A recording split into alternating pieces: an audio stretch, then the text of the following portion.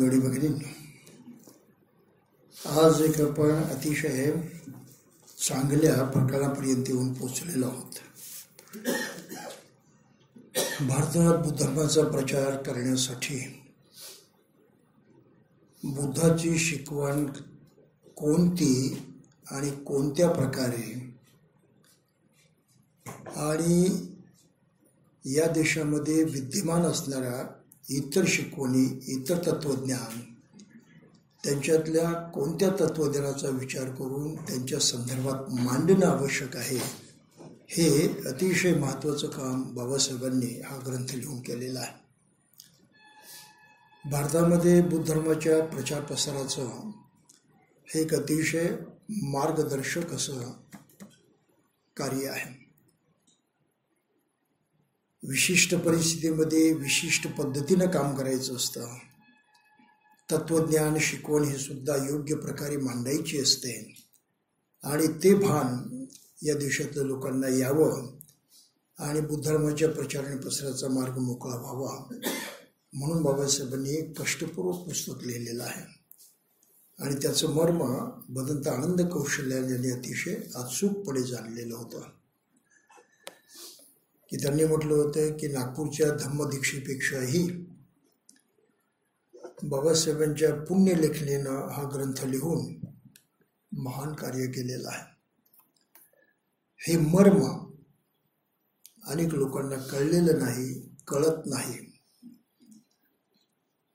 आणि त्याचबरोबर बुद्धाचा धम्म हा सामान्य माणसापर्यंत पोचवायचा, त्यासाठी त्या सामान्य माणसाची मानसिकता नीट लक्षात घ्यायची. कुठे कुठे तो अडलेला आहे, कुठे कुठे तो गोंधळात पडलेला आहे, कुठे कुठे त्याला समजेनासं झालेलं आहे. ती सारी ठिकाणं, रूढी परंपरा असतील, श्रद्धा असतील, विश्वास असतील, मान्यता असतील, तत्त्वज्ञान असतील, त्या सर्व क्षेत्रामध्ये सर्व अडथळ्यांमधून मार्ग काढणं गरजेचं आहे. आणि ते अतिशय अवघड कार्य बाबासाहेबांनी या ग्रंथामध्ये सिद्ध केलेलं आहे. आज या प्रकरणावरती ते आलेले आहेत. ते प्रकरण मोठं मजेशीर आहे. त्याचं नावच आहे भिक्खूचा धम्म आणि उपासकाचा धम्म. हा गैरसमज म्हटलं तर साऱ्या जगामध्ये आजही आहे. आणि जे लोक बुद्धांना भिक्खूंना उपदेश केलेला धर्म आहे असं म्हणून तो भिक्षूंच्या साठी आहे अशी एक भूमिका घेऊन जगतात. मुळामध्ये या भूमिकेचा उदय सुद्धा थेरवादी परंपरेमध्येच झालेला आहे. थेरवादी परंपरेची अशी मान्यता होती की बुद्धाचा धम्म हा सर्व लोकांच्यासाठी नाही. जे पूर्णपणे त्याला वाहून घेतात तेच त्याची प्राप्ती करू शकतात. म्हणून तो थोड्या लोकांच्यासाठी होता, अल्प लोकांच्यासाठी होता. त्याला पाली भाषेमध्ये हीन असा शब्द वापरतात. म्हणून हीनयान अशा प्रकारचा शब्दप्रयोग सुरू झाला. आजही बौद्ध जगतामध्ये भिक्षू बनला तर भिक्षूलाही बंधनं सांगितली जातात की तुम्ही लोकांच्यामध्ये फारसं मिसळायचं नाही, लोकांच्यामध्ये फारसं वावरायचं नाही, सामाजिक कार्यामध्ये फारसं लक्ष द्यायचं नाही. भिक्खू म्हणून तुमचं कर्तव्य आहे ते साधना करून स्वतः प्राप्ती करणं चालू आहे. तर ही आजही भावना विदेशामध्ये फार प्रखर आहेत. आणि या प्रश्नाचं मूळ बाबासाहेबांनी जे जाणलं ते त्यांनी इथे मांडलेलं आहे की खरंच ही मान्यता बरोबर आहे का, की भिक्खूंचा धर्म वेगळा आहे आणि उपासकांचा धर्म वेगळा आहे, असं काही आहे का? राजा अशोकाबद्दल लिहितानाही काही विद्वानांनी हीच भाषा वापरलेली आहे की राजा अशोकाच्या शिलालेखामध्ये 4 आर्यसत्यांचा उल्लेख नाही, अष्टांगिक मार्गाचा उल्लेख नाही, 10 पारमितांचा उल्लेख नाही, निर्वाणाचा उल्लेख नाही. अशा प्रकारे राजा अशोकानं जो काही बुद्धाचा धम्म सांगितला तो जरा वेगळा सांगितलेला आहे. तो परिपूर्ण बुद्धाचा धम्म आहे असं काही म्हणता येत नाही. परंतु हे चुकीचं आहे, कारण त्या काळामध्ये निराळ्या सूत्रांना ज्या नावानं ओळखलं जात होतं ती नावं आधुनिक काळामध्ये लोकांना कळत नसल्यामुळं गोंधळ निर्माण झालेला होता. पण त्याही नावांचं आयडेंटिफिकेशन हे प्रामुख्यानं धर्मानंद कोसंबींनी पूर्ण केलेलं आहे आणि त्यांनी हे दाखवून दिलेलं आहे की मूळ बुद्ध सूत्र जे आहेत त्या सूत्रांना त्या काळामध्ये वेगळ्या नावांनी ओळखलं जात होतं, म्हणून ती वेगळी नावं दुसरीकडे कुठे आपल्याला आढळत नाहीत, ती या पद्धतीनं जाणली पाहिजे. आणि जी ही सूत्र त्यांनी सांगितलेली आहेत त्या सर्व सूत्रामध्ये बुद्धाच्या मूळ शिकवणीचा उल्लेख आहे. आणि आपल्याला माहीत आहे की राजा अशोकानं बुद्धाची शिकवण जी लागू केली ती प्रामुख्यानं आम जनतेला लागू केली, सर्वसामान्य माणसाला लागू केली. ते एक ऐतिहासिक उदाहरण आहे की बुद्धाचा धर्म हा सार्वजनिक आहे, सर्व लोकांच्यासाठी आहे, केवळ भिक्षूंच्यासाठी नाही.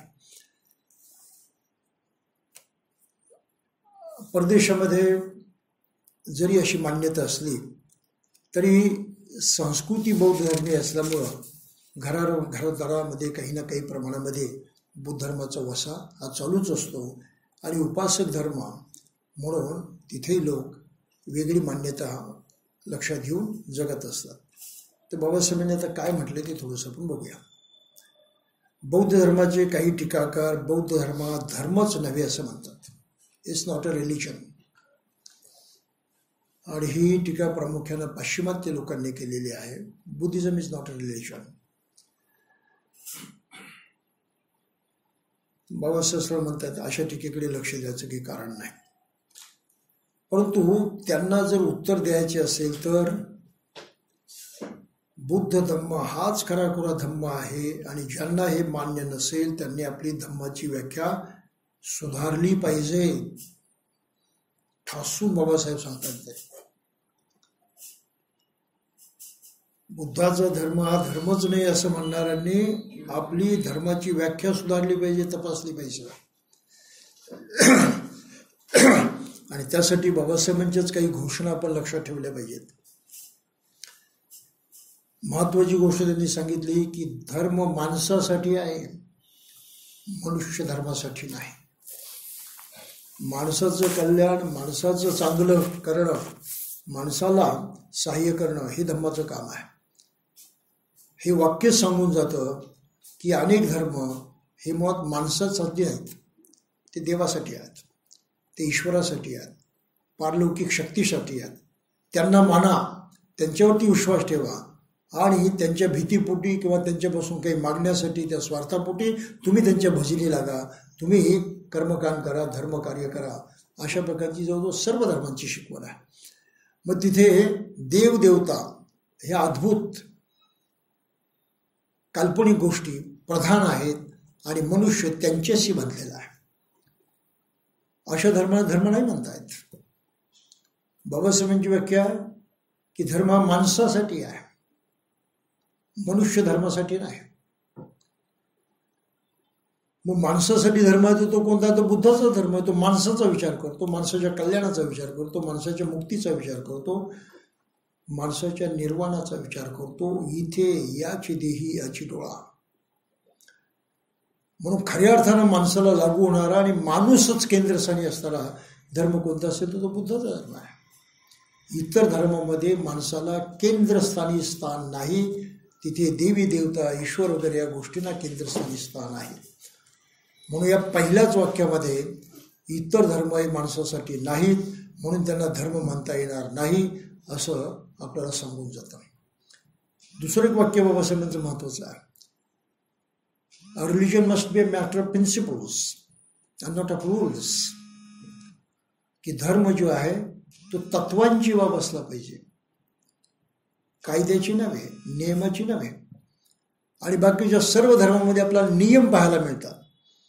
असं करा, असं करावं लागतं, याच पद्धतीनं करावं लागतं, नियम आहे तिथे. जसं बायबलमध्ये म्हटलं आहे, जसं तिथेही पंचशील दिला आहे पण वेगळ्या अर्थानं. Thou shalt not kill. तू हिंसा करायची नाहीस, हुकूम आहे तिथे. Thou shalt not steal. तू चोरी करायची नाहीस, हुकूम आहे तिथे. बुद्ध धर्मामध्ये तसं नाही. पाणातिपाता वेरमणी शिक्षापदं समाधी हवे, की प्राणी मात्राची हिंसा करण्यापासून दूर राहण्याची शिकवण मी स्वीकारतो. बंधन नाही, हुकूम नाही, आज्ञा नाही, इच्छेनं स्वीकारतो. का तर ते तत्व आहे. प्राणीमात्राची हिंसा करणं वाईट आहे, हे तत्व आहे, एक शिकवण आहे, तात्विक शिकवण आहे. ती मला योग्य वाटते म्हणून मी तिचा स्वीकार करतो. अदिन्ना दाना वेरमणी शिक्षापदं समाधियामी. चोरी करणं न करणं हे तत्व आहे, हा सिद्धांत आहे, आचरणाची पद्धती आहे. आणि ते तत्व मी स्वीकारतो, त्याप्रमाणे वागण्याचा विचार करतो. अदिन्ना दाना वेरमणी, त्यापासून विरत राहण्याचा विचार करतो. म्हणून बुद्धानं कुठेही माणसावरती बंधन टाकलेलं नाही. मानलंच पाहिजे, केलंच पाहिजे ही भाषा बुद्ध धर्मामध्ये नाही. आणि अन्य सर्व धर्मामध्ये केलंच पाहिजे, मानलंच पाहिजे, याशिवाय दुसरे शब्दप्रयोग येत नाही. याही अर्थानं लक्षात घेतलं तर बाबासाहेब इथे जे म्हणतात ते किती सत्य आहे ते लक्षात येईल की ज्यांना बुद्धाचा धर्म हा खरा धर्म नाही असं वाटत असेल त्यांनी आपली धर्माची व्याख्या सुधारली पाहिजे, बदलली पाहिजे. दुसरे काही टीकाकार या थरापर्यंत जात नाहीत. ते असे म्हणतात की बुद्ध धर्म केवळ भिक्खूंनी पाळायचा धर्म आहे, सामान्य माणसाशी त्याचा संबंध नाही. बुद्ध धर्माने सामान्य माणसाला आपल्या परिघाच्या बाहेर ठेवले आहे. आणि ही मान्यता ही तशी प्राचीन मान्यता आहे. जो श्रमण धर्म होता, संन्यासी वगैरे बनून जे लोक जगत होते आणि त्यांचा वेगवेगळा धर्म पाळत होते, त्या धर्माचा आणि खरंच माणसाचा संबंध नव्हता. संसाराला, व्यवहाराला वैतागून माणसं किंवा काहीतरी अद्भुत आहे, काहीतरी श्रेष्ठ आहे, दैव आहे, देवता आहे, स्वर्ग वगैरे आहे, अशा काही तत्वांच्या शोधासाठी लोक ग्रहत्याग करायचे, संसार सोडायचे आणि रानामध्ये भटकत राहायचे. आणि ते मग सामान्य माणसाशी काही संबंध ठेवत नव्हते, फक्त त्यांच्याकडून भिक्षा मागायची एवढं एकच काम करत होते आणि मग आपलंच काही करत राहत होते. त्यामुळं श्रमण किंवा संन्यास घेण्याची जी दीक्षा इतर संप्रदायामध्ये आहे त्यामध्ये अंत्यविधी केल्याचा एक भाग आहे, दीक्षेचा भाग आहे. त्या माणसाचा अंत्यविधी केला जातो, एक सिम्बॉलिक.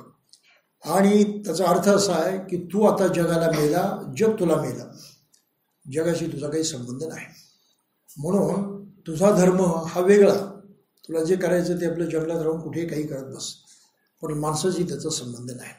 आणि मग संन्यास घेतलेला मनुष्य समाजातून बहिष्कृत होत होता, समाज त्याचा स्वीकार करत नव्हता, त्याच्यापासून काही शिकत नव्हता, त्याचं काही घेत नव्हता. याचं एक क्लासिकल एक्झाम्पल, उदाहरण आपल्याला पाहायला मिळतं ते म्हणजे ज्ञानेश्वराचं. ज्ञानेश्वराचे वडील विठ्ठलपंत यांनी संन्यास घेतलेला होता आणि ते काशीला जाऊन राहिलेले होते. पण त्यांच्या गुरुनं सांगितलं की संन्यास काही तुला योग्य नाही, तू परत जा आणि संसार कर म्हणून त्यांनी तो संन्यास सोडून दिला आणि परत ते आळंदीला येऊन राहिले. त्यांना मग मोठे ही मुलं झाली. परंतु संन्यासाची मुलं म्हणून त्या साऱ्या ज्ञानेश्वरासकट सर्वांचा छळ झाला. विठ्ठलपंताचा छळ झाला, त्याच्या बायकोचा छळ झाला. तो छळ इतका भयानक होता की त्या विठ्ठलपंतानं शेवटी त्या इंद्रायणी नदीच्या डोहामध्ये बुडी मारून आत्महत्या केली, बुडून मरण पावला. त्याच्या बायकोने आत्महत्या केली. पुढे ज्ञानेश्वर लहान असताना ही मुलं, ही भावंड पैठणला गेली, कारण दक्षिणेतली काशी मानली जाते ब्राह्मणांच्या दृष्टीनं, आणि तिथला ब्रह्मवृंद जो आहे, ब्राह्मण समाज जो आहे, ते अथॉरिटी मानले जातात त्यांच्या धर्माचे. त्यांच्याकडे जाऊन आम्हाला पुन्हा ब्राह्मण धर्मात घ्या अशा प्रकारची विनंती करावी लागली. तीही कुणी मान्य केली नाही. म्हणून याही ज्ञानेश्वर, सोपानदेव वगैरे यांनाही या प्रकारे छळ सहन करावा लागला, बहिष्कृत राहावं लागलं. त्यामुळं ज्ञानेश्वरीने काही ज्ञानेश्वरी लिहिली ती फार मोठी गोष्ट नाही. तो गीतेचा अनुवाद आहे, चातुर्वर्ण्याला मानणारा आहे आणि त्याच्यावरती ज्ञानेश्वरांची श्रद्धा होती असा तो सरळ अर्थ आहे. त्यामुळं खऱ्या अर्थानं तेही महान संत होतं असं म्हणता येत नाही. तेही त्या विशिष्ट मर्यादेमध्ये जगत होते. हा जाताचा इतिहास यासाठी लक्षात घ्यायचा की संन्यास घेतलेल्या माणसाचा इतर कोणाशी संबंध नव्हता.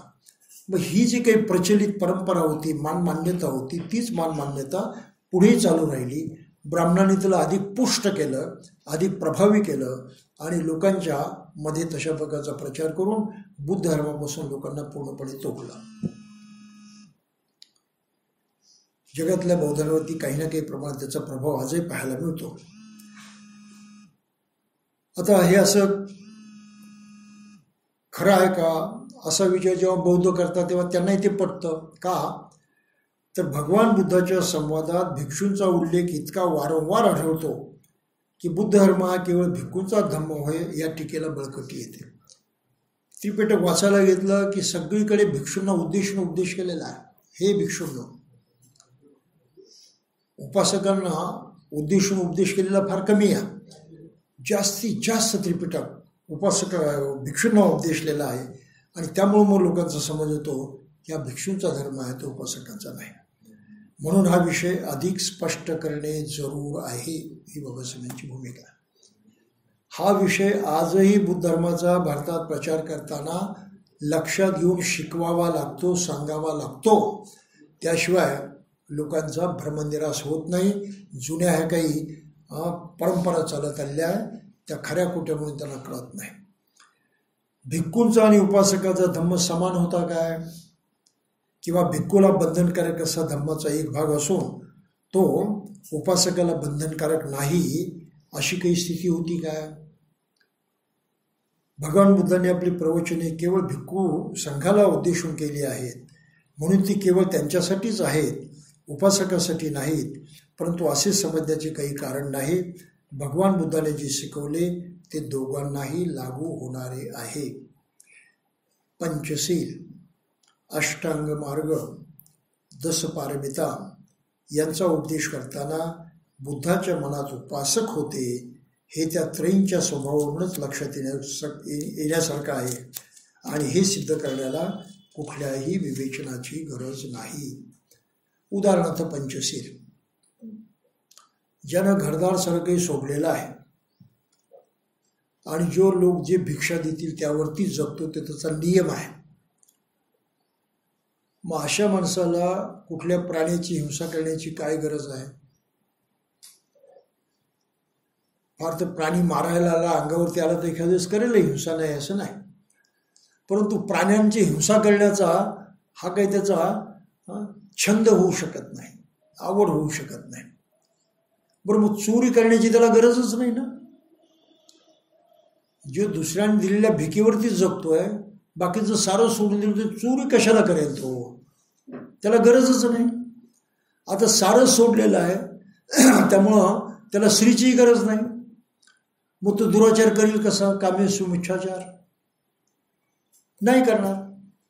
पण मनुष्य स्वार्थासाठी, काही लपवण्यासाठी, काही ना काही कारणासाठी खोटं बोलतो.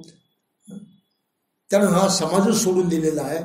आता कोणाशी खोटं बोलेल आणि कशासाठी बोलेल? आता राहिला दारू वगैरे पिण्याचा संबंध, कदाचित पिईलही, ती काही फार मोठी गोष्ट नाही. परंतु ज्या अर्थी त्यानं काहीतरी आध्यात्मिक, दिव्य, भव्य किंवा देव किंवा स्वर्ग याच्या शोधासाठी घर सोडलं आहे, तो कशाला या लफड्यामध्ये पडेल पिण्याच्या? म्हणजे पंचशील याचं स्वरूप लक्षात घेतलं तर ती भिक्षूंच्यासाठी नाही असं म्हणावं लागेल. बाबासाहेबांनी अचूक बोट ठेवलेलं आहे त्या मुद्द्यावरती. कोणाला दिली ही शिकवण? त्या शिकवणीचं स्वरूप लक्षात घेतलं तर ती नक्कीच भिक्षूंच्यासाठी नाही, केवळ भिक्षूंच्यासाठी नाही, ती आम जनतेसाठी आहे. तीच गोष्ट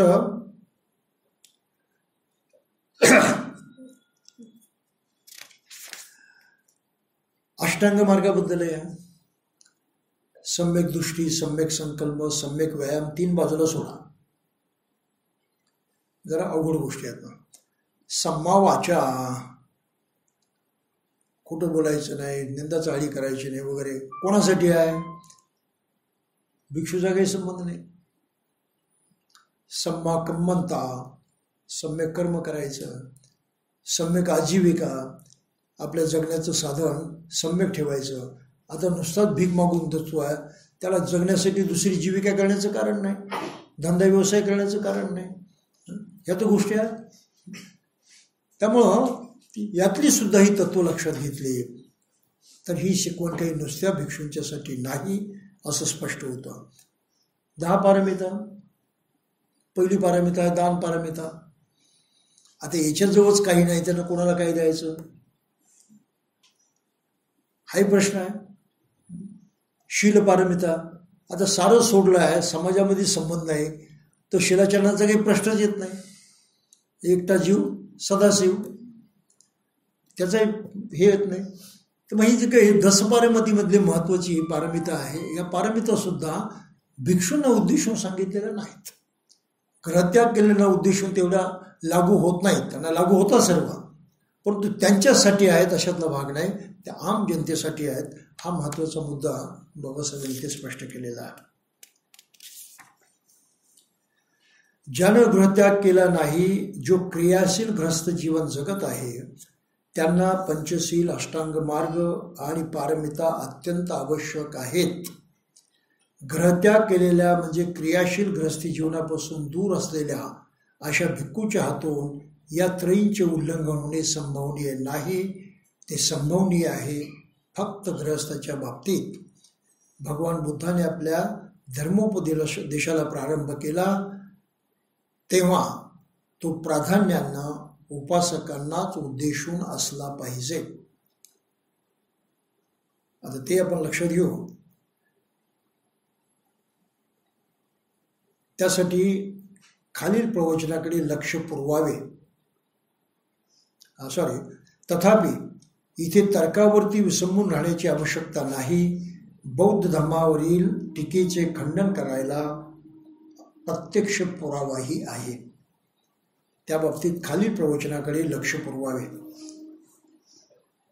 ते एकदा भगवान श्रावस्ती येथील आनंदपिंडकाच्या जेतवनात राहत असताना धम्मिक आणि इतर 500 उपासक त्यांच्याकडे गेले.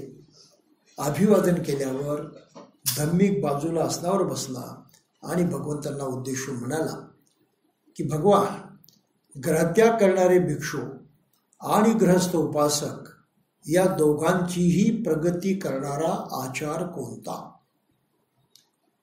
या दोघांचीही प्रगती करणारा धम्म कोणता? इथे भिक्खूसह असलेल्या उपासकांना ते मोक्षदायी सत्य ऐकू द्या अशी विनंती त्याने केली. आणि मग ते सूत्र पुढे दिलेले ते आपण नंतर पाहू. परंतु इथे हा प्रश्न आहे की बुद्धानं आपला धर्माचा उपदेश करायला सुरुवात केली ती कोणापुढे? त्याचं उत्तर आपल्याला बुद्धाच्या पहिल्या प्रवचनात पाहायला मिळतं की आपले पूर्वीचे जे 5 मित्र होते श्रमण, त्यांच्यापुढे त्यांनी अगोदर आपला धम्म प्रकट केला. तेही अरहतपदाला पोचले. भिक्षू झाले तेही अरहतपदाला पोचले. त्यांची संख्या 60 झाली. आणि तेव्हा वर्षावास समाप्त झाला.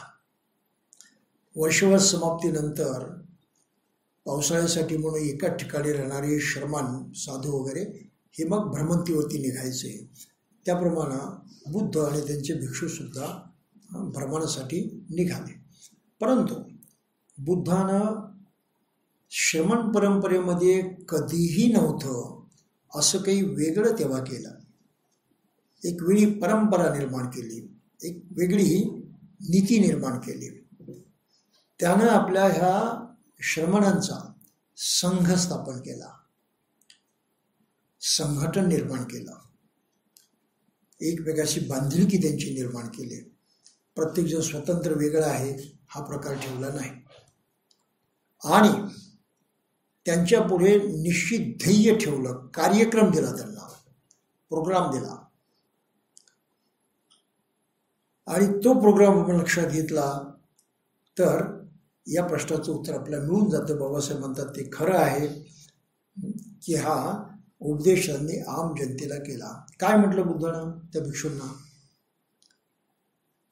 की हे भिक्षूंनो, जी काही दैवी आणि मानवी बंधनं आहेत त्या बंधनातून मी मुक्त झालेलो, तुम्ही सुद्धा मुक्त झालेला आहात. दैवी आणि मानवी बंधनं याच्यातून तुम्ही मुक्त झालेला आहात, मी सुद्धा मुक्त झालेला आहे. याचा अर्थ आपण सुखी झालेलो आहोत. या सुखाची आम जनतेला गरज आहे. म्हणून आपलं कर्तव्य आहे की त्या आम जनतेला ती सुखाची विद्या द्यायची, त्यांना ते शिकवायचं. आणि त्यासाठी आपण भ्रमण करायचं. कुठलाही उद्देश न ठेवता नाही, निश्चित ध्येय ठेवून आपण चारिका करायची आहे. आणि मग त्यांचे ते प्रसिद्ध शब्द आहेत बा जगभर, चरत भिक्कवे चारिकं बहुजनिताय बहुजन सुखाय. सरळ शब्दात म्हटलं आहे, बहुजनांच्या हितासाठी, बहुजनांच्या सुखासाठी भिक्षूंनो तुम्ही सर्वत्र भ्रमण करा, चारिका करा. मग इथे अभिप्रेत असणारे बहुजन कोण? श्रमण किंवा भिक्षू नाहीत. कारण जगामध्ये कधीच ते बहुजन नव्हते, मेजॉरिटी नव्हते. मेजॉरिटी होता सामान्य मनुष्य, गृहस्थ मनुष्य. त्यामुळे गृहस्थांचीच मेजॉरिटी सदा सर्व काळ जगामध्ये असल्यामुळं त्या बहुजनांना जे पुढे ठेवून बुद्धानं हा आदेश दिला की भिक्षूंनो त्या बहुजनांच्या हितासाठी, त्या बहुजनांच्या सुखासाठी सर्वत्र भ्रमण करा. आत्ताय सुखाय देव मनुष्यानं, स्वतःच्या आणि देव मनुष्याच्या हितासाठी, सुखासाठी सर्वत्र भ्रमण करा. मग भ्रमण, आणि पुन्हा एका मार्गाने दोघं जण जाऊ नका, एकाच ठिकाणी दोघं जाऊ नका, प्रत्येकाने वेगवेगळ्या ठिकाणी जावं. का तर जास्तीत जास्त लोकांपर्यंत तुम्ही पोचाल. एका ठिकाणी दोघं जण गेले तर एक नुसताच बसून राहील, त्याचा वेळ वाया जाईल, त्या वेळामध्ये तो दुसऱ्यांच्या कामी पडू शकतो. म्हणून एका ठिकाणी एकानंच जायचं, हा एक नियम बनवून टाकला आहे त्याच्यामध्ये. आणि मग करा काय, बहुजनांचं हित, बहुजनांचं सुख कसं होईल, तर त्यासाठी बुद्धाने त्यांना सांगितले की देशेत भिक्कवे धम्मं आदि कल्याणम मत्स्य कल्याणम पर्योस्वान कल्याणम सार्थम समिंजनम सकल परिपूयम ब्रह्मचर्येन प्रकाशित.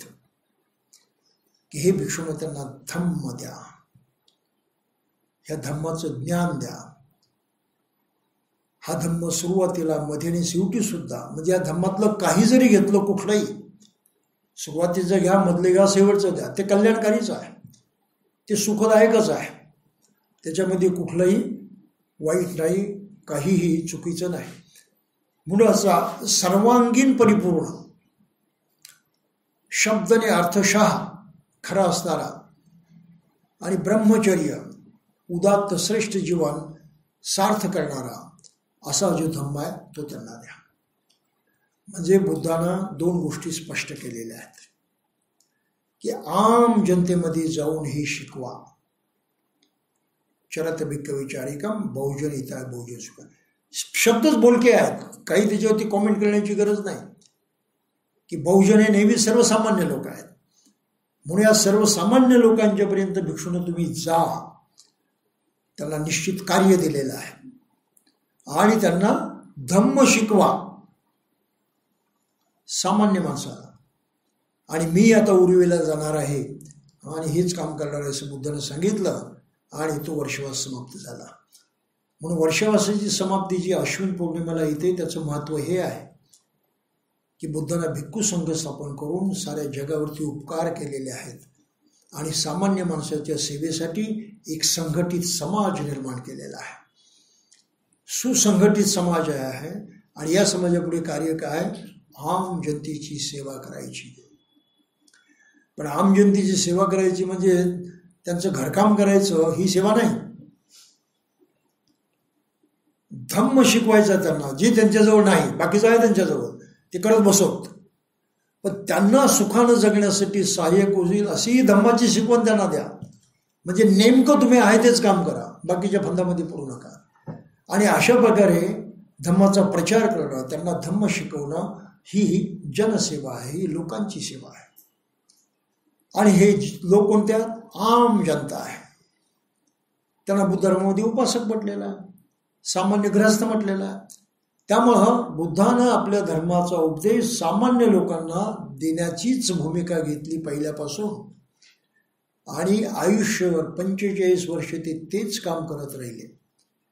झालं असं की त्यांनी जेवढ्या सामान्य लोकांना उपदेश केला असेल त्या सामान्य लोकांनी काही ते मुखोद्गत केलं नाही, राखून ठेवलं नाही, ते सारं तिथेच विसरून गेलं. परंतु भिक्खूंनी मात्र पाठांतर करून बुद्धानं जे शिकवलं ते लक्षात ठेवलं आणि पुढे त्याचं ग्रंथामध्ये रूपांतर झालं. म्हणजे भिक्षूंना जे शिकवलं तेच फक्त ग्रंथामध्ये आलं. उपासकांना जे शिकवलं ते सारं हवेत विरून गेलं, आपल्यापर्यंत काहीच पोचलं नाही. हा ऐतिहासिक मुद्दा आहे, वस्तुस्थिती आहे ती. पण त्यातूनही उपासकांना कुठे ना कुठे काही शिकवणी दिलेल्या भिक्षूंच्याही तोंडून आल्या.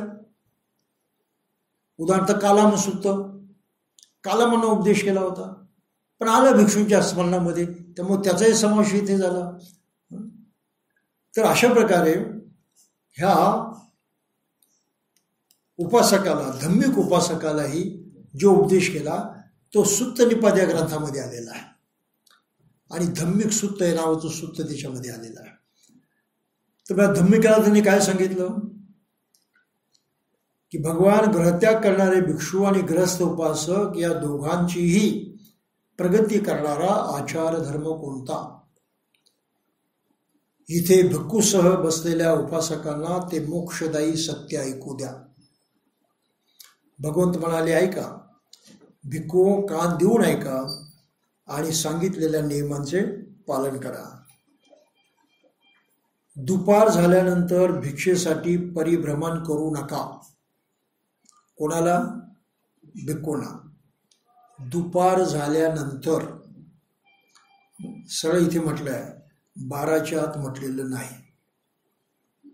आहे नाही का अंधश्रद्धा की भिक्खूनं 12च्या आतच जेवलं पाहिजे. बुद्ध तर म्हणतात अगोदर भिक्षा मागायची आहे, पण ती दुपारनंतर मागू नका, दुपारच्या आत भिक्षा मागा. त्यापूर्वीच योग्य वेळी आपली भिक्षा गोळा करा. अवेळी येणारा अतिथी पाशात गुरफटतो. अन्न भिक्षा मागण्यापूर्वी रूप, गंध, शब्द, रुची आणि स्पर्श या संबंधीच्या आसक्तीला आपल्या मनातून काढून टाका. आता हे काही कोणाच्या डोक्यात शिरायचं नाही. भिक्षू झालेला फक्त ते कळतं की जेवण करत असताना तो याचं स्मरण करतो, पटिसंखा युनिसो पिंडपातं पटिसेवामी. मी अतिशय सखोल विचार करून हे भिक्षेत मिळालेलं अन्न घेतो आहे, खातो आहे. नेवदवाय, ते औषधासाठी म्हणून खात नाही. न मदाय, मस्ती येण्यासाठी खात नाही. न दवाय न मदाय न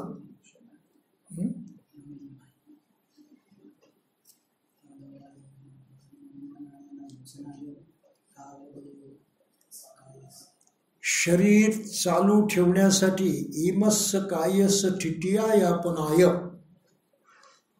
हे शरीर जिवंत राहावं, चालू राहावं यासाठी मी अन्न घेतोय. बाकी अन्न घेण्याचा दुसरा कुठलाही हेतू नाही. मग तिथे जिभेची सोय नाही, आवडीनिवडीची सोय नाही, काय दिलंय काय नाही त्याचा विचार नाही. भिक्षेत मिळाले ते खायचं. म्हणजे भिक्षूंना नेमका नियम आहे तो खाण्याचा सुद्धा. काय चिंतन करायचं ते या प्रकारचं रूप, शब्द, गंध, रुची याचा विचार करायचा नाही. कपडे घालताना तेच आहे, पटिसंगा युनिसो पिंड चीवरंग पटी, म्हणजे पटिसेवा म्हणजे चीवर सुद्धा याच दृष्टीने विचार करून घालायचा आहे की हे शोभेसाठी नाही, शृंगारासाठी नाही, दिखाव्यासाठी नाही. तर हे शरीर ऊन, वारा, पाऊस वगैरेच्यापासून रक्षण करण्यासाठी आणि लज्जा झाकण्यासाठी मी वस्त्र धारण करतो आहे. नेमका उद्देश आहे. उपासक अशा उद्देशानं वस्त्र धारण करतो का? त्याला ते फॅशन लागते, आवड लागते, त्यामध्ये किती वावत जाईल ते सांगता येत नाही. म्हणजे इतकं वेळ लागतं त्या वस्त्राचं सुद्धा. भिक्षूंना त्या वस्त्राकडे या नजरेने पाहावं लागतं. हे काही नाही, हे फक्त यासाठी आहे, उपयोगासाठी, त्यापेक्षा त्याला काहीही महत्त्व नाही. त्याचप्रमाणे बिछाना असेल वगैरे असेल तर त्याबद्दल हीच भावना असते, पटिसंका, सैनासना वगैरे. आणि औषध उपचार याबद्दल सुद्धा तीच भावना करावी लागते. त्यामुळं भिक्षू जे काही ग्रहण करतो ते ग्रहण करताना त्याला हे चिंतन करावं लागतं की रूप शब्द गंध रुची स्पर्श याच्या आनंदासाठी याच्या सुखासाठी मी हे स्वीकारत नाही. त्यापासून ती अलिप्तता त्याला कायम टिकवावी लागते आणि दररोज त्याचं स्मरण करावं लागतं त्या वेळेस. भिक्षा मिळता क्षणीच एकटेच मागे फिरा आणि एकटेच बसून अवचलित म्हणजे बाह्य पदार्थामागे न धावणाऱ्या अशा स्थिर चित्ताना विचार करा. भिक्षा मिळाली एके ठिकाणी बसा, मन अशा एकाग्र करायचं, इकडे तिकडे जाऊ द्यायचं नाही आणि आपली भिक्षा ग्रहण करायची. धर्मशी लोकांशी बोलताना हे भिक्खूनो, भाषणाचा विषय धम्म हाच असू द्या. उपासकांशी बोलताना धम्माबद्दलच बोला, धम्माच्या व्यतिरिक्त दुसऱ्या गोष्टीवरती बोलण्याची गरज नाही. भिक्षा, आपली राहती खोली, बिछाना, पाणी, स्नान ही केवळ साधने आहेत, याहून त्यांना अधिक महत्त्व नाही असे माना. ह्या सोयी आहेत, फक्त सोयीपेक्षा त्याला महत्त्व नाही. परंतु व्यवहारामध्ये ग्रहस्थ सोयीच पाहतो असे तर नाही, सोयीपेक्षा त्याला जास्त महत्त्व देतो.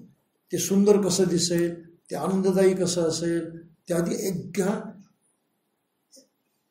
म्हणजे प्रभावी कसं असेल, म्हणजे नाना प्रकारे ते आलिशान सुखदायी अतिशय हे सौख्यपूर्ण कसं असेल यामध्ये तो अडकून जातो. सरळपणे त्याचा स्वीकार नाही करत. भिक्षूला फक्त सरळपणे स्वीकार करून त्या गोष्टीला दुर्लक्ष करायचं असतं. ह्या गोष्टींचा केवळ साधन म्हणून अनासक्तीनं उपयोग करणारा भिक्षू हा कमलदल ज्याप्रमाणे पाण्याच्या थेंबाने कलंकित होत नाही, त्याप्रमाणे सदैव निष्कलंक राहील. आता उपासकांना प्रगतीपथावर नेणाऱ्या आचार्यासंबंधी मी बोलतो. त्या एका सूत्रात बुद्धानं उपासकांना सुद्धा उपदेश केलेला आहे. सरळ सरळ हत्या करू नका. आता इथे बाबासाहेबांनी लिहिले म्हणून ही भाषा आहे, परंतु प्राणी हिंसेपासून विरत राहणं अशी बुद्धाला शिकवण दिली आहे. हत्या करू नका, मृत्यूची शिक्षा देऊ नका किंवा कत्तल करण्याची आज्ञा देऊ नका. सबळ दुर्बळ कोणत्याही प्रकारच्या सजीव प्राण्याची हिंसा करू नका. सकल प्राणीमात्रावर प्रेम करा. कोणी उपासकाने बुद्ध्या चोरी करू नये किंवा चोरी करण्याची आज्ञा देऊ नये. दुसरे देखील देतील तेवढेच घ्यावे. उपभोग ही अग्निगर्ता समजून त्यापासून दूर राहा. ब्रह्मचर्य शक्य झाले नाही तरी निदान कोणत्याही विवाहित परस्त्रीशी व्यभिचार करू नका. राजगृही अथवा चव्हाट्यावर थांबू नका किंवा तेथे खोटे भाषण करण्याला प्रोत्साहन देऊ नका किंवा तसे करण्याची अनुज्ञा देऊ नका. हा निर्बंध सदैव पाळा. मद्यपान करू नका, दुसऱ्याला मद्य पाजू नका, मद्यपानात रमण्याची अनुज्ञा देऊ नका. हा निर्बंध सदैव पाळा. मद्यपानाने मनुष्य कसा उन्मत्त होतो हे लक्षात ठेवा. मद्यपानाने मूर्ख मनुष्य पापाचरणास उद्युत होतो आणि आपल्या इतर स्वैराचारी बांधवांना पापास प्रवृत्त करतो. म्हणून त्या उन्माददारक व्यसनापासून, त्या मूर्खांच्या स्वर्गापासून सदैव दूर राहा. सरळ सरळ तत्व सांगितलेल्या आणि ती कशी घ्यायची ते आपल्या बुद्ध धर्मामध्ये वेर म्हणी यापासून विरत राहील अशी शिकवण ग्रहण करतो, अशा पद्धतीने घ्या ते. परंतु या तत्वांचं पालन करा म्हणून बुद्धाने ती तत्व पुढे मांडलेली आहेत. आज्ञा किंवा हुकूम दिलेले नाहीत, हे महत्त्वाचं. इथली भाषा व्यावहारिक भाषा आहे, मूळ ग्रंथातली भाषा वेगळी आहे. आणखी एक महत्त्वाची गोष्ट सांगितलेली आहे की हिंसा, चोरी, असत्य भाषण, सुरापान, व्यभिचार यापासून परावृत्त राहा. हे सांगितल्यानंतर मग फार महत्त्वाचा मुद्दा सांगितलेला आहे, त्याचं थोडं स्पष्टीकरण करणं आवश्यक आहे. कारण आजही बौद्ध म्हणतात की धम्माची दीक्षा घेतल्यानंतर आचरण काय करायचं. पंचशील पाळायचं, ठीक आहे, आम्ही तसं पाळतोच आहे. आता जागेपणे पाळतात की नाही ते विचारायचं नाही, पाळतात सारे झोपेमध्ये पाळतात. याचा अर्थ असा, सवय आहे, प्रघात आहे, या देशातली रूढी परंपरा आहे, त्या रूढी परंपरेने मनुष्य उठतो, जीवन जगतो आणि झोपतो, त्याला काही विचार करण्याची गरज नाही.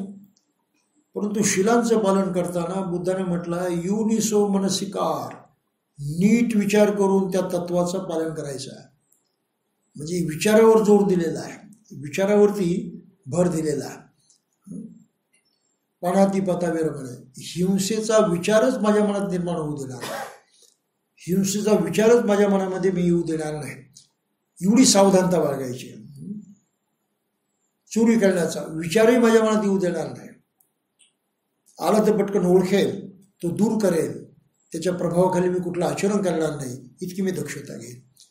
म्हणजे पंचशील पाळताना ती मानसिक प्रवृत्ती माझ्या मनात निर्माण होऊ देणार नाही आणि त्याच्या अधीन होऊन मी आचरण करणार नाही. हा मुख्य भाग आहे आचरणाचा.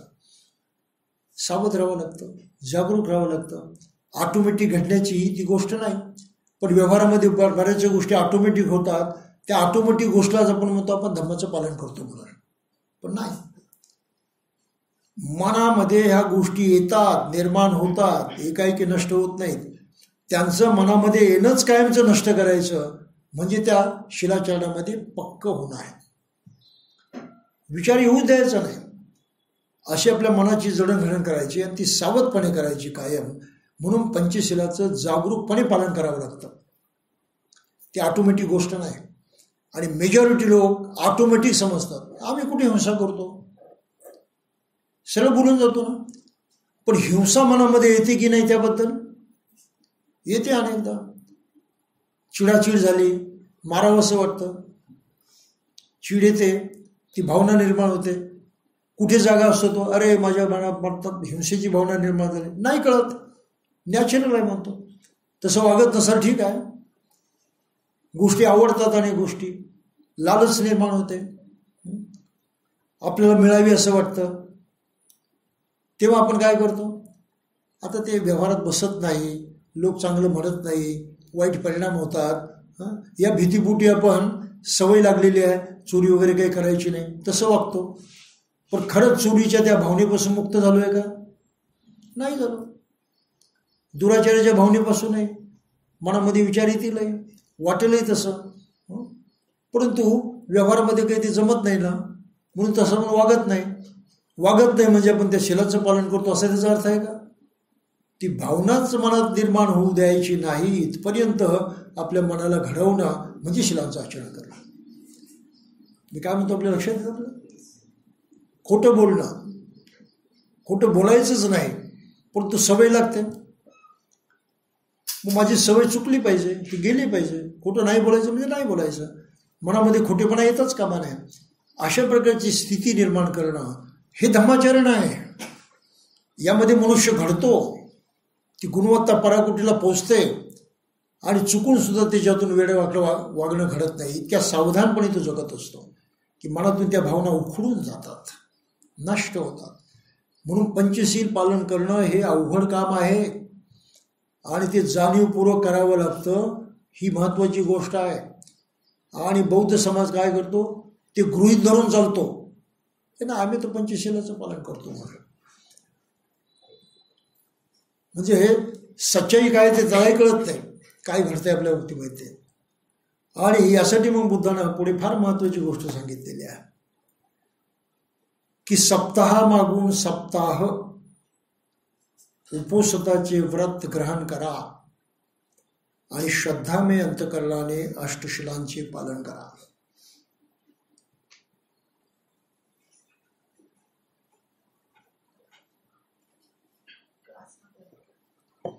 दर आठवड्याला उपासकानं उपोषण केलं पाहिजे. ही बौद्ध जीवन पद्धती आहे. मग भारतामधले किती उपासक आठवड्याला उपोषण करतात? या देशामध्ये उपासाच्या प्रथा आहेत. जन्मापासून आम्ही पाहत आलो आहे की अनेक लोक उपास करतात, एक ना एक आठवड्यातला एक दिवसाचा कुठला तरी, अमक्या देवाच्या नावानं तमक्या देवाच्या नावानं. पण उपास करणारी माणसं भारतामध्ये करोडोच्या संख्येनं आहेत, करोडोच्या संख्येनं. प्रश्न निर्माण होतो, ही प्रथा आली कुठून? याच्यावरती चिंतन मनन करत असताना, त्याचा शोध घेत असताना बौद्ध वाङ्मयामध्ये माझ्या लक्षात आलं ते हे उपोषण. कधी काळी भारत बौद्धमय होता. उपोषणाची प्रथा बौद्धांचा मुख्य संस्कार आहे, धार्मिक संस्कार आहे. आठवड्याला उपोषण करायचं, त्यांचे दिवस ठरलेले होते, अमावस्या, पौर्णिमा आणि 2 अष्टम्या. हे दिवस पक्के ठरलेले होते. आणि आजही या 4 दिवसांना काही ना काही स्वरूपामध्ये धार्मिक महत्त्व हे चिकटलेलं आहे. काही ना काही धार्मिक महत्त्व त्याला आहे. पौर्णिमांना तर धार्मिक मानलंच जातं, महत्त्वाचा दिवस. अमावस्याला वाईट अर्थानं काय म्हटलं आपण, मानलंच जातं. अष्टमीकडे हल्ली लक्ष देत नाही फार, परंतु आहे हा दिवसांचं आजही महत्त्व आहे. आणि प्रामुख्याने उपोषणाचे दिवस होते. उपोषणाचे दिवस म्हणजे स्वतःला शिस्त लावण्याचा कार्यक्रम आहे. की अष्टशील घेतलं की त्या अष्टशिलामध्ये दररोजच्या जीवनात न बसणारी जरा पुढची शिला आहेत. अष्टशिलामध्ये उपोषणामध्ये पुढची शिला आहे. उदाहरणार्थ जेवणावरती प्रतिबंध येतो. जसे भिक्षू एकदा जेवतात तसं तुम्ही एकदा जेवा, हा प्रतिबंध आला. पण पुढे लोक ते विसरून गेले, एकदा जेवायचं असतं ते. त्यांनी उपाशी राहणं पसंत केलं आणि त्याचं परिवर्तन उपासात झालं. विकृती आहे ते, बिघडलेलं काम आहे ते. आणि मग दिवसभर काय करा तर पंचशिलावरती, बघा 8 शिला आहे, त्याच्यावरती लक्ष द्या की दिवसभर मी जाणीवपूर्वक या शिलांचं पालन करेन. चुकणार नाही, फसणार नाही, वाहवत जाणार नाही. दिवसभर जागेपणानं 24 तास मी त्याचं पालन करेन. म्हणजे जबाबदारी आहे ना. एक दिवस तरी दिवसभर विचारपूर्वक जगायचं आहे, ही जबाबदारी आहे. म्हणून उपासकाने ती जबाबदारी घेऊन त्या दिवशी जगायचं. एकदा जेवायचं, हा महत्त्वाचा भाग आहे.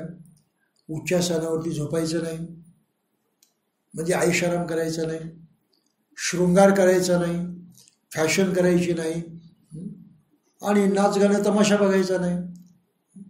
म्हणजे आपला घरचा TV बंद पाहिजे, मोबाईल बंद पाहिजे. मग उपोषणाच्या दिवशी कोण उपासक, बौद्ध उपासक हे काम करतात?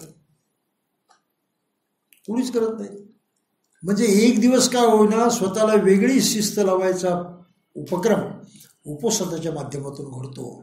आणि म्हणून ते उपोषण करणं हे आवश्यक आहे. बौद्ध राष्ट्रामध्ये आठवड्याच्या आठवड्याला उपोषण करणारे लोक आहेत. आणि बाबासाहेबांनी स्वतः सांगितलं, या ग्रंथामध्ये लिहिलंय बा, की सप्ताहामागून सप्ताह उपोषणाचे व्रत ग्रहण करा आणि श्रद्धामय अंतकरणाने अष्टशिलांचे पालन करा. हे आपण सुरू केलं तर आपल्याला वळण लागायला लागतं. आपल्या सवयी आपल्या लक्षात येतात आणि त्या सवयी चुकीच्या बरोबर आहे ते लक्षात येऊन सुधारणा व्हायला सुरुवात होते. म्हणजे पहिली गोष्ट आपल्याला वळण लागते, लागणारच ते केलं पाहिजे. सारं कुटुंब मिळून करत असल्यामुळं साऱ्यांच्या मनावरती एकसारखा परिणाम होऊ शकतो. आणि जी लहान मुलं लहान मुलापासून हे पाहतात त्यांच्यावरती सुद्धा ते संस्कार व्हायला लागतात. खोटं का बोलायचं नाही, लहानपासून त्यांना कळायला लागतं. दुराचार का करायचा नाही, कळायला लागतं. प्राणीमात्र का करायची, हिंसा का करायची नाही, कळायला लागतं. तर मनुष्य एकंदर आपलं जीवन जगताना अधिक सावधान होतो, अधिक सतर्क होतो आणि जाणीवपूर्वक आपलं जीवन जगायला लागतो. जाणीवपूर्वक धम्मजीवन जगणं ही बुद्ध धर्मातली सर्वात महत्त्वाची गोष्ट आहे. तरच तो मनुष्य बौद्ध, नाही तर तो बौद्ध नाही. मग आता हा एक विचार बाबासाहेबांचा आपण लक्षात घेतला तर उपासकानं दर आठवड्याला उपोषणाचं पालन केलं पाहिजे. किती उपासक करतात? जो कोणालाच पत्ताच नाही त्याचा. वर्षावासामध्ये काहींनी केलं तर करतात, ते विहारात जायचं असतं म्हणून, तिथे भिक्षू सांगतात म्हणून. घरी काय, घरी जैसे थे. पण इथे मुद्दा काय की घरात सर्वांनी मिळून उपोषण केलं पाहिजे. म्हणजे 60 वर्ष झाली बाबासाहेबांनी धम्मदीक्षा दिल्यानंतर आजही लोकांना समजत नाही की बौद्ध जीवन कसं जगायचं असतं आणि हा अत्यंतिक महत्त्वाचा धम्मसंस्कार कशा प्रकारे आपल्यामध्ये रुजवायचा असतो आजही कळत नाही. हे खरं आहे की खोटं आहे? आणि तरी आम्ही बौद्ध म्हणतो. काय आचरण करायचं असं उलट विचारतो. इतकं स्पष्टपणे सारं सांगितलेलं असताना सुद्धा आपण लक्षात घेत नाही. आता हा ग्रंथ इतकी वर्ष प्रसिद्ध झालेला आहे, अनेक लोकांनी वाचलेला आहे. हे त्यांच्या वाचनात आलं नाही का वाक्य? हा माझा प्रतिप्रश्न आहे की हे वाक्य कोणाच्याच वाचनात आलं नाही का की बाबासाहेबांनी असं असं करायला सांगितलं आहे. ज्यांनी वाचले, जे शिकलेले आहे, जे समजतात, त्यांनी तरी त्याची दखल घेतली आहे का? नाही. म्हणजे एक प्रकारे आपण इतक्या बेपर्वाईनं जगतो, आपल्या नादात जगतो, आपल्या धुंदीत जगतो. बाबासाहेबांचं नाव फक्त प्रासंगिकदृष्ट्या घेतो, त्यापेक्षा त्याला महत्त्व नाही. आणि धम्माचं इतकं स्पष्ट पालन करायला त्यांनी शिकवलेलं असताना सुद्धा 60 वर्षामध्ये या समाजाने त्याची दखल घेतलेली नाही. आता उपवास म्हणजे उपास करणं नाही. सकाळी ब्रेकफास्ट करा, फक्त अष्टशील घ्या, दुपारी एकदाच जेवा, अगदी पोट भरेपर्यंत जेवू नका आणि फुटेपर्यंत मुळी जेवू नका. हा एक महत्त्वाचा भाग आहे. संध्याकाळी काही आधारावर अल्पोपहार घ्या फार तर, म्हणजे उपाशी तर राहायचं नाही. मग उपवासात पाळण्याचं महत्त्व कशामध्ये आहे? जागरूकपणे अष्टशिलांचं पालन करायचं, जागरूकपणे, सावधानपणे. हा एक्झरसाइज आहे, मानसिक व्यायाम आहे तो. आणि तो 24 तास आपण प्रामुख्याने करायचा असतो. हा त्यातला महत्त्वाचा भाग आहे. शिस्त लागणारच, माणसाच्या मनावरती परिणाम होणारच, त्याला वेगळं वळण लागणारच, त्याची ही विचार करण्याची प्रवृत्ती बदलणारच. एवढा परिणाम याच्यामधून घडू शकतो आणि घराघरामध्ये बुद्ध धर्माचं वातावरण निर्माण होऊ शकतं. आज कुठल्याच घरात ते नाही. मग आम्ही काय देखावा करतो? पूजा अर्चा करतो, मूर्ती ठेवतो, फोटो लावतो, बस याच्यापेक्षा काहीच नाही. म्हटलं तर 30 25 म्हणतो, त्यापेक्षा काहीच नाही. माझ्या त्या मित्राची गोष्ट मी तुम्हाला सांगितली होती, पुण्याच्या. अतिशय कडवट 100% बौद्ध म्हणणार. आता आम्ही लहान होतो, आम्ही ऐकायचो, आम्हाला बरं वाटायचं, चांगला मनुष्य वगैरे. हे संध्याकाळी कामावरून निघाले घरी की येरवड्याच्या मार्केटमध्ये जायचं आणि तिथून ठरलेलं 1 पाव पोर्क घ्यायचे. पोर्क म्हणजे माहिती ना, डुकराचं मांस ठरलेलं. आणि 2 ते हे घ्यायचे, काय म्हणतात त्याला, कडक मोठे ब्रेड असतात ते,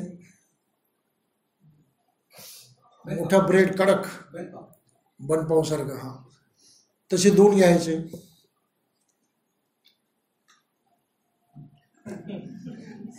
त्याला क्वार्टर म्हणायचे. ते क्वार्टर घ्यायचे आणि घरी यायचं. येताना त्यांच्या पिशवीमध्ये या 3 गोष्टी कायमच्या ठरलेल्या. बिचारा मूलबाल नव्हतं. घरी आले होते, ते बायकोकडे दिलं की लागलीच आंघोळ वगैरे करणार आणि अगोदर फोटो होता बुद्धाचा लावलेला, तिथे हात जोडून त्रिशूळ पंचशील म्हणणार, मग चहा घेणार. सकाळी सुद्धा तसंच, उठून तयारी झाली की अगोदर त्रिशूळ पंचशील आणि मग नाश्ता, मग कामाला जायचा. आणि मोठ्यानं म्हणायचं, त्यामुळे शेजारचा आवाज जायचा, अरे साहेबांची वंदना सुरू झाली म्हणून. इतका हा मनुष्य म्हणजे नियमित करायचा, ती शिस्त त्याला होती. आणि मनुष्य चांगलाच होता, वादच नाही त्याच्यावर. He was really very good man. पण सवयी ह्या अशा. मग संध्याकाळी कार्यक्रमाला जायचं. सोशल वर्कची खूप आवड. या कामाला जातील, त्या कामाला जातील, इथे जातील, तिथे जातील, विहारात जातील, खूप आवड. ते सारं उरकून घरी आलं की मग आपली बाटली आणि मटण. हा नित्याचा कार्यक्रम. म्हणजे जाणीवपूर्वक धम्म जगायचं हे नाही, फक्त हॉबी आहे, आवड आहे, इंटरेस्ट आहे. त्या इंटरेस्टमध्ये आपला वेळ जातो, तसा वेळ घालवायचा. आता त्यात चांगूल पण होतंच, वाईट नाही त्याच्यामध्ये काही, परंतु जाणीव अजिबात नाही. आणि उपवास करण्याचा तर सवालच नाही. तिथे कधीच कोणी केलेलं नाही. तर उपोषण करणं ही बौद्धांची संस्कृती आहे. आणि माझं रिकमेंडेशन आहे, शिफारस आहे की भारतातल्या बौद्धांनी रविवारीच उपोषण करावं. आपण ती घराघरामध्ये शिस्त लावायची की रविवारी उपोषण केलं पाहिजे, दुसरा दिवस नको.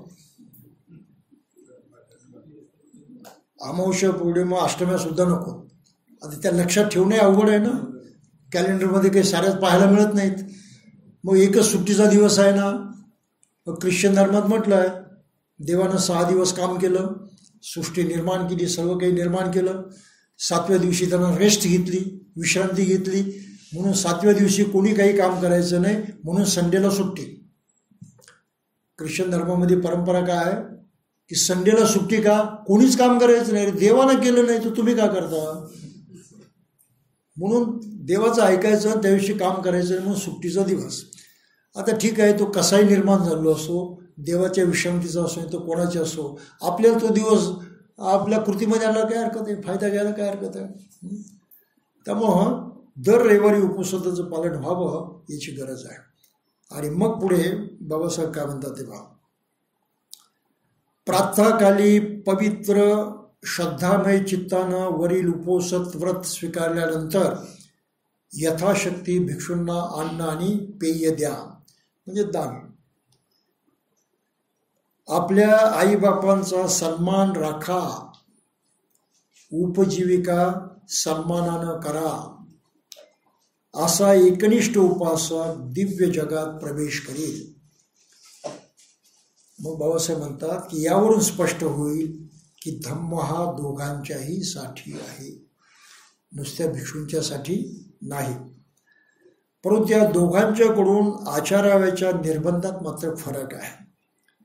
भिक्खूला 5 व्रते अनिवार्य आहेत, कंपल्सरी आहेत. पंचशील भिक्षूंना कंपल्सरी पाळायचं आहे, सक्ती आहे त्याच्यावरती. ती त्याची इच्छा नाही, इच्छेवरती सोडलेलं नाही. उपासकाला मात्र इच्छेवरती सोडलेलं आहे. सिक्खापदं समाधी आम्ही, मी स्वीकारतो, स्वीकारायचं गेली त्याच्यावर सोडलेलं आहे. त्यानं नाही स्वीकारलं तर प्रश्नच भेटला, स्वीकारलं तर ठीक आहे. भिक्षूला स्वीकारलंच पाहिजे. आपण हत्या करणार नाही असे व्रत त्याला धारण करावे लागते. आणि भिक्षूच्या हातून जर हत्येचा गुन्हा झाला तर त्याचं भिक्षुपद समाप्त होतं. ही कॅनॉट बी ए भिक्खू एनी लॉंगर. त्यानं दुसऱ्यांनी न दिलेली दुसऱ्याची मालमत्ता आपण स्वतःच्या मालकीची करणार नाही असे व्रत त्याला धारण करावे लागते. जर भिक्षूनं चोरी केली त्या क्षणी त्याचं भिक्षुपद समाप्त. जर भिक्षूनं सरकारी किंवा इतर कोणाची जागा लाटली, बळकावली आणि तिथे विहार बांधलं तरी त्याचं भिक्षुपद संपलं. तेव्हाच तो भिक्षू राहू शकत नाही विनयाच्या नियमाप्रमाणे. का तर न दिलेली गोष्ट त्यानं बळकावलेली आहे, म्हणजे चोरी केलेली आहे. म्हणजे इतकी कडक बंधनं आहे. आणि आपल्याकडे खुशाल या साऱ्या गोष्टी चालतात. भिक्षूनं जागा बळकवणं म्हणजे लोकांना अभिमान वाटतो, अरे बरं झालं बळकवली, हे सारे त्याच्या मदतीला.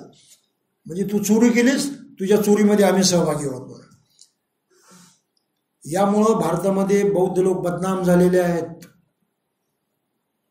बुद्ध धर्म बदनाम झालेला आहे. लोक त्याकडे हीन नजरेने पाहतात, फालतू लोकांचा धर्म आहे म्हणे. त्यांचा धर्म सांगतोय का नाही, करतात काय ते पहा. बौद्धांची इज्जत अब्रू त्यामुळे गेलेली आहे. म्हणून हे प्रकार अजिबात चालता कामा नाहीत. आता तरी आपण सावध होऊन या प्रकारांपासून दूर राहिलं पाहिजे, त्याला प्रोत्साहन देता कामा नये. मला काही माझे मित्र म्हणत होते, काय म्हणते जी 20 वर्ष तुम्ही नागपूरमध्ये घालवली आणि तुम्हाला एखादी खोली बांधता नाही आली म्हणे. लोकांनी तर लाखोंची विहारं बांधली. म्हटलं ती बांधली ती कशी बांधली मला माहीत आहे. मी भिक्खू झालोय बुद्धाच्या धम्मामध्ये, त्या धम्माप्रमाणे जगणं हे माझं कर्तव्य आहे. ते मी करत राहिलेलो आहे. मला संपत्ती गोळा करायची, खोली बांधण्याची काय गरज आहे, विहार बांधण्याची तरी काय गरज आहे. माझं काम आहे का ते? ते उपासकांचं काम आहे, त्यांनी त्यांच्यासाठी बांधायचं. आणि मग तिथे भिक्षूंना बोलून धर्म शिकायचा. म्हणजे व्यवस्था त्यांनी करायची आहे. भिक्षूचं काम आहे फक्त जाऊन शिकवणं. भिक्षूला विहार बांधण्याची काय गरज आहे. पण आपल्याकडे भिक्षू पावती पुस्तक घेऊन फिरतात. आहे ना गोष्ट खरी. म्हणजे बुद्ध धर्माचं आम्ही विडंबन केलेलं आहे, बुद्ध धर्म आम्ही बदनाम केलेला आहे. ह्या गोष्टी आपण लक्षात ठेवल्या पाहिजे. भिक्षूला विहार बनण्याची काळीची गरज नाही, त्याचं ते कामच नाही. त्यासाठी कोणाकडे त्यांना एक पैसाही मागता कामा नये, वर्गणी द्या म्हणता कामा नये. जे काही असं निर्माण करायचं असेल ते उपासकांचं ट्रस्ट निर्माण करेल, आणि उपासकांनी विहार निर्माण केलं तर ते भिक्खूंना अर्पण करायचं असतं, दान द्यायचं असतं, भिक्षूंनी ते चालवायचं असतं. उपासकांनी मालक बनायचं नसतं, संचालक बनायचं नसतं. आपण नेमकं उलटं केलं आहे की सगळीकडे उपासक मालक होऊन बसलेले आहेत, संचालक होऊन बसलेल्या, आणि गंमत अशी की तेच उपदेशक होऊन बसलेल्या. धम्माचा प्रचार ते करणार. इतकी विडंबना झालेली आहे. म्हणून 60 वर्षात बौद्ध समाजाची प्रगती झालेली नाही. धर्मानं मनुष्य जोडला जातो, एक होतो. आहे बौद्ध समाजामध्ये ऐक्य का नाही? त्याचं कारण की आम्ही बुद्ध धर्माच्या नावानं सारं उलटं पालटं केलेलं आहे. आणि भिक्षू हा माणसाला जोडणारा, सिमेंट सारखा काम करणारा प्राणी असतो. संघ साधी गोष्ट नाही. पण आमच्या संघामध्ये असं चालू आहे, सारे भिक्षू एकमेकांच्या विरोधात, कोणाला किती उत्पन्न मिळतं त्याच्या शोधामध्ये. आणि मग यांनी आपले दर सुद्धा ठरवून टाकले. लग्नासाठी इतकी फी, अमुक कामासाठी इतकी फी, परित्राणासाठी एवढी फी. साऱ्यांनी आपले, मी छापील पत्रकं बघितले आहेत, छापील. ह्या सर्व लोकांनी बाबासाहेबांच्या बुद्ध धर्माला बदनाम केलेला आहे. फायदा तर करून घेतला नाहीच नाही स्वतःचा, उलट त्यांनी संस्कृतीचं नुकसान केलेलं आहे, समाजाचं नुकसान केलेलं आहे. आणि परिणाम त्याचा असा झाला आहे की लोक त्याच्यापासून आता दूर हटायला लागले, त्यांना इंटरेस्ट राहिलेला नाही. मग लोक म्हणतात विहारात जात नाहीत बौद्ध असून म्हणून. आमचे नेते मग जाहिरातही करतात, वर्तमानपत्रातून लिहितात, जाहीर भाषणातून उपदेश करतात की बाबासाहेबांनी म्हटलं की दर रविवारी प्रत्येकानं विहारात गेलं पाहिजे. सांगतात ना, त्यांना विचारा तुम्ही कोणत्या विहारात जाता. इथपासून सुरुवात. तो स्वतः कुठे जात नाही. आणि पण विहारात लोक जात होते ना, त्यांनी विहारं बांधली जाण्यासाठीच. मग तिथपासून का तुटले आता ते? का त्या विहारामध्ये शिकवणारा भिक्षू नाही, त्या विहारामध्ये चांगलं घ्यायला जावं तर ते चांगलं मिळत नाही. उपासकांची आपापसामध्येच लठ्ठालठ्ठी, आपापसामध्येच विरोध, गटबाजी, नको त्या साऱ्या गोष्टी. मनुष्य वैतागला, आपल्या घरात बसला, काय चुकलं त्याचं? म्हणून विहार ओस पडलेली आहे. त्याचं कारण हे. कोण जातं विहारामध्ये? रिटायर्ड झालेली माणसं आणि आपल्या म्हाताऱ्या कोताऱ्या आजीबाई. आता वेळ कुठे घालवायचा? तिथे टाईमपासही होतं, सर्वच होतं. नुसतं ऐकायचं असतं, कळतं की नाही त्याचा सवाल नाही, लक्ष राहतो की नाही त्याचा विचार नाही. उठून घरी गेलं की सारं सपाट. म्हणजे स्वतःलाही फायदा नाही, दुसऱ्याला फायदा नाही. अशा प्रकारे जिथे मनुष्य घडायचा, पराक्रमी मनुष्य घडवायचा, उत्तम मनुष्य घडायचा, ते घडण्याचं काम पूर्णपणे बंद झालेलं आहे. म्हणून भारतातली विहारं, महाराष्ट्रातली विहारं हे एक प्रकारे बुद्ध धर्माच्या चळवळीचीच मारेकरी ठरलेली आहेत, विनाश करणाऱ्या गोष्टी ठरलेल्या आहेत. हे आपण जाता जाता लक्षात घेतलं पाहिजे. तर काही असो, बाबासाहेबांनी जे म्हटलेलं आहे ते या दृष्टीनं फार महत्त्वाचं आहे की दुसऱ्यांना न दिलेली दुसऱ्याची मालमत्ता आपण स्वतःच्या मालकीची करणार नाही, असे व्रत त्याला धारण करावे लागते. भिक्षूला दुसऱ्यांना न दिलेली मालमत्ता मी माझी करणार नाही, कधीही असत्य भाषण करणार नाही, असे व्रत त्याला धारण करावे लागते. स्त्री सुखापासून परावृत्त राहण्याचे व्रत त्याला धारण करावे लागते. उन्मादक पेय पिणार नाहीचे व्रत त्याला धारण करावे लागते. हे सर्व नियम उपासकांनाही बंधनकारक आहेत. फरक एवढाच आहे की भिक्षूच्या बाबतीत या नियमांचे पालन अनुल्लंघनीय आहे, तर उलट पक्षी उपासकाच्या बाबतीत ते नैतिक कर्तव्य म्हणून त्याचे परिपालन स्वेच्छेनं करायचे असते. फक्त एवढाच फरक आहे. भिक्षू आणि उपासकामधला फरक एवढाच आहे. याशिवाय त्यांच्यामध्ये लक्षात घेण्यासारखे 2 मुख्य फरक आहेत. भिक्खूला खाजगी मालमत्ता ठेवता येत नाही, आणि तरी अनेक भिक्षूंच्याकडे खाजगी मालमत्ता असते. विहार नावाची असतात खाजगी मालमत्ता. गाडी घोडा नावाचा असतो. आता घोडा सोडून द्या, गाडीच फक्त लक्षात ठेवा, नावाचा असतो. असतात ना गोष्टी. कुठलीच संपत्ती त्यांना बाळगायची नाही, पण ही संपत्ती अनेक भिक्षूंच्याकडे आपल्याला पाहायला मिळते. आणि त्यामुळं सुद्धा भिक्खू संघ जो आहे तो बदनाम झालेला. भिक्खूला खाजगी मालमत्ता ठेवता येत नाही, उपासकाला खाजगी मालमत्ता धारण करता येते. भिक्खूला परिनिर्वाणामध्ये प्रवेश करण्याचे स्वातंत्र्य आहे. उलट पक्षी उपासकाला निब्बाण ही पुरेसे म्हणले तर हे वाक्य चुकलेलं आहे. कदाचित बाबासाहेबांना ते तपासण्यासाठी वेळ मिळाला नसेल, काहीतरी ग्रॅमॅटिकल एरर झालेली आहे. परंतु निब्बाण आणि परिनिर्वाण याच्यामध्ये इथे गोंधळ झालेला आहे. निब्बाणाची अवस्था जिवंतपणाची अवस्था असते, सर्व सुखाची अवस्था असते, सर्व विकारातून मुक्त झाल्याची अवस्था असते. आणि जो मुक्त होतो त्याला निब्बाण प्राप्त होतं. उपासकाला निब्बाण प्राप्त होतं, भिक्खूला निब्बाण प्राप्त होतं.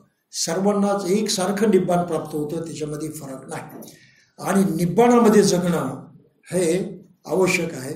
आणि बाबासाहेबांनी इथे म्हटलेलं आहे की निब्बाणामध्ये जगायचं. मागच्या एका प्रकारे म्हटलेलं आहे, निब्बाणामध्ये जगायचं हा बुद्धाचा उपदेश आहे. म्हणजे सर्व सुखाच्या अवस्थेत जगायचं, ते ध्येय प्राप्त करायचं.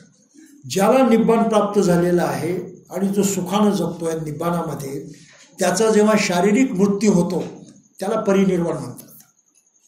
लक्षात आलं? शारीरिक मृत्यू होतो त्याला परिनिर्वाण होतात. त्यामुळे निब्बाण प्राप्त झालेल्या कोणालाही परिनिर्वाण आवश्यक आहे. ते टळतच नाही, अटळ आहे, कारण मृत्यू होणारच. पण त्याच्या मृत्यूला फक्त परिनिर्वाण म्हणतात आणि बुद्धाच्या मृत्यूला महापरिनिर्वाण म्हणतात. पण कोणी मेला तर निर्वाण म्हणत नाहीत. आणि आजकाल बौद्धांच्याकडे ते पाहायला मिळतं की आमच्या अमुक अमुक निर्वाण पदाला पोचले. आणि मग तो मनुष्य जिवंत पाहिजे ना, सुखामध्ये जगणारा. आणि हे म्हणतात निर्वाण पदाला पोचले म्हणजे कुठे गेला? इथून गेला, मेला. निर्वाण या शब्दाचा अर्थ मृत्यू नाही. आणि बौद्ध लोक चुकीनं त्याचा अर्थ मृत्यू म्हणून करतात. इतर लोक येतात स्वर्गवासी, बौद्धांनी ही कॉपी केली निर्वाणवासी, निर्वाण पदाला गेला म्हणून. हे सोडून द्यायला पाहिजे. 60 वर्ष झाली आम्ही आजही शिकून सवरून सुद्धा आम्हाला बुद्ध धर्म कळत नसेल, त्याच्यातले मूळ शब्द नीट कळत नसेल, आम्ही कसे काय, कुठल्या क्वालिटीचे बौद्ध आहोत, कोणत्या योग्यतेचे बौद्ध आहोत? का नुसतं सोंग करणारे, ढोंग करणारे? आपल्याला प्रामाणिकपणे बौद्ध झालं पाहिजे. त्या शब्दांचे नको ते चुकीचे अर्थ लावून चालायचं नाही. योग्य अर्थ आपल्याला कळले पाहिजे. आपल्याला नाही कळले तर कळेल कोणाला? त्यामुळं बौद्ध समाजाचा पूर्णपणे मागासलेला आहे आणि आम्ही फक्त देखाव्याचे कार्यक्रम करतो. मनुष्य घटण्याचे, मनुष्याचे जीवन उंचावणारे, त्याच्या जीवनाला अधिक चांगला आकार देणारे अशा प्रकारचे कार्यक्रम धम्माचे आम्ही करत नाही. धम्म शिकत नाही, धम्मकृतीमध्ये आणत नाही. आणि यासाठी विहार आहे. विहार ही धम्माची शाळा आहे आणि त्या शाळेमध्ये भिक्षुरूपी शिक्षक असावा लागतो. त्या मास्तरशिवाय ती शाळा चालत नाही. आणि आज परिस्थिती अशी आहे की आम्हाला भिक्षू नको असतो, आमच्या विहारात भिक्षू चालायचा नाही. आता लोक असं म्हणतात, त्याला कारणही असं आहे की भिक्षू चांगले नाहीत ना,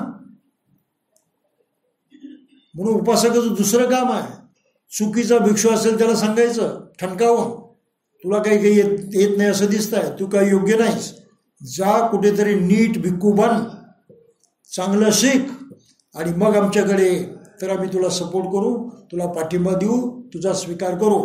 पण आता तू तसा नाहीस, त्यामुळे इथून निघून जा. आणि तुला जरी जमत नसेल तर वस्त्र उतरवून ठेव, आमच्या धम्माला बदनाम करू नकोच चुकीचं वर्तन करून. हे भिक्षूला ठणकावून सांगण्याचं काम उपासकाचं आहे. पण उपासकच अशा भिक्षूंना पाठिंबा देतात. काय ते चिवर आहे, पवित्र आहे. अरे चिवर पवित्र नाही, ती फक्त एक वस्तू आहे, वस्त्र म्हणून. तुम्ही खुंटीला चिवर अडकवून ठेवलं तर त्याला नमस्कार कराल का? किंवा ओलांडीवरती चिवळ वाळत घातलं तर त्याला नमस्कार कराल का तुम्ही? नाही ना. म्हणून चिवराचं महत्व नाही त्या कापडाचं, ते कापडच आहे. पण ज्या माणसानं ते परिधान केलेलं आहे त्याचं महत्व आहे. ज्याच्या अंगावरती ते आहे त्या माणसाचं महत्व आहे. म्हणून तो मनुष्य तो चिवर धारण करण्याच्या लायकीचाच पाहिजे. मी काय म्हणतो लक्षात येतं? चिवर धारण करण्याची लायकी त्याच्यामध्ये नसेल तर उपासकाला हक्क आहे विचारण्याचा. का रे बाबा, आम्ही तुला पोसतोय, आमच्या घासातला घास देतोय, आम्ही तुझ्यासाठी राबतोय, तुला जिवंत ठेवतोय. का?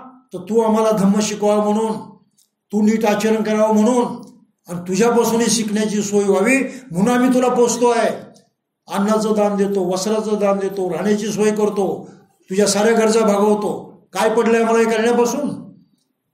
तर त्याचं कारण आहे की तू बुद्धाचा धर्म शिकतोयस. तो धर्म शिक, जाण, लक्षात घे आणि तो आम्हाला शिकव. अशापर्यंत तुझी आम्हाला गरज आहे. पण तू चांगलाच असला पाहिजे. चांगला नसेल तर अशा ढोंगी लोकांची आम्हाला गरज नाही, त्यांना हाकलून दिलं पाहिजे.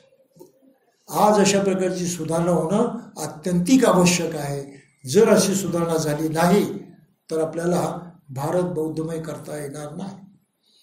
आणि आपण स्वतः बौद्ध झालो नाही तर आपलंही पराकुटीचं नुकसान झाल्याशिवाय राहणार नाही. पुन्हा कदाचित त्या जातीभेदाच्या नरकामध्ये आपण गेल्याशिवाय राहणार नाही. त्या नरकाचं स्वरूप वेगळं असेल, परंतु नरक शेवटी तो नरकच असो, त्याचं स्वरूप कसंही असो. तर हा थोडासा विचार लक्षात घेऊन बाबासाहेबांनी जे इथे म्हटलेलं आहे की भिक्षूला ज्या धम्माचं आचरण करावं लागतं त्याच धम्माचं आचरण उपासकाला सुद्धा करावं लागतं. फरक फक्त एवढाच आहे, भिक्षूला सक्ती आहे तसं वागण्याची करण्याची, उपासकाच्या मर्जीवरती आहे तसं वागायचं की नाही ते. परंतु धम्मामध्ये उपासकाचा धम्म वेगळा आणि भिक्षूचा धम्म वेगळा, अशा प्रकारचा काही प्रकार नाही. तर हे लक्षात घेणं हे आपलं सर्वात महत्त्वाचं कर्तव्य आहे. आणि मला वाटतं की आपण ते लक्षात घ्यावं आणि म्हणून मग आपण इथेच थांबावं. जय भीम.